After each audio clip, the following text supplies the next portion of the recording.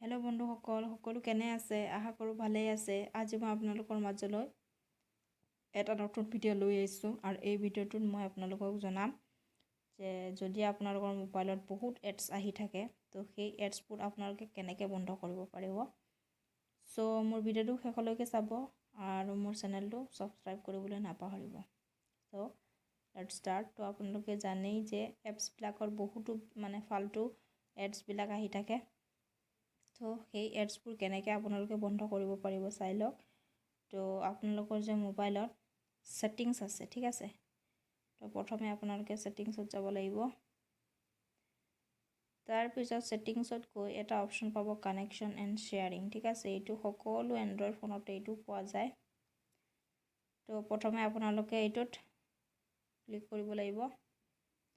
তাৰপিছত স্ক্ৰল কৰি পেলাই তলফালে যে VPNৰ তলত এটা প্ৰাইভেট DNS লিখা আছে তাত ক্লিক কৰিব লাগিব, ঠিক আছে। তো মই অফ কৰি দেখুৱাইছোঁ, ধৰি লওক মোৰ অফ আছে। তো আপোনালোকে প্ৰাইভেট DNSত গৈ ডেজিগনেটেড প্ৰাইভেট DNS এটা অপশ্যন থাকিব, তাত ক্লিক কৰিব লাগিব।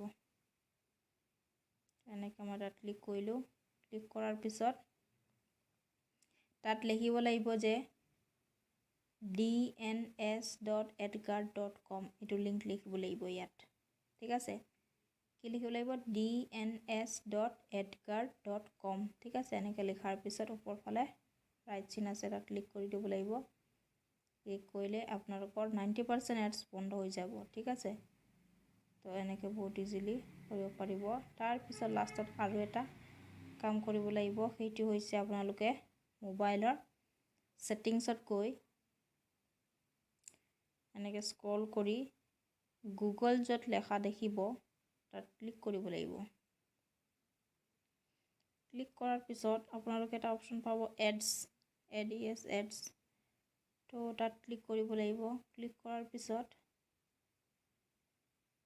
মই দেখাই দিছোঁ। তো এনেকৈ এডছত ক্লিক কৰাৰ পিছত এনেকৈ অপশ্যন আহিব আপোনালোকৰ reset advertising ID, delete advertising ID, ঠিক আছে। তো আপোনালোকে কোনটো মাৰিব লাগিব? আপোনালোকে মাৰিব লাগিব ডিলেট এডভাৰটাইজিং ID, ঠিক আছে। তো এনেকৈ ডিলেট এডভাৰটাইজিং অপশ্যন আহিব তলত, ডিলেট এডভাৰটাইজিং ID, তাত ক্লিক কৰিব লাগিব, ঠিক আছে। তো এনেকৈ ডিলেট কৰাৰ পিছত আপোনালোকৰ মোবাইলত 90% এডছবিলাক নাহে আৰু, ঠিক আছে। বহুতো এপছত ফাল্টু এডছবিলাক দেখাই থাকে।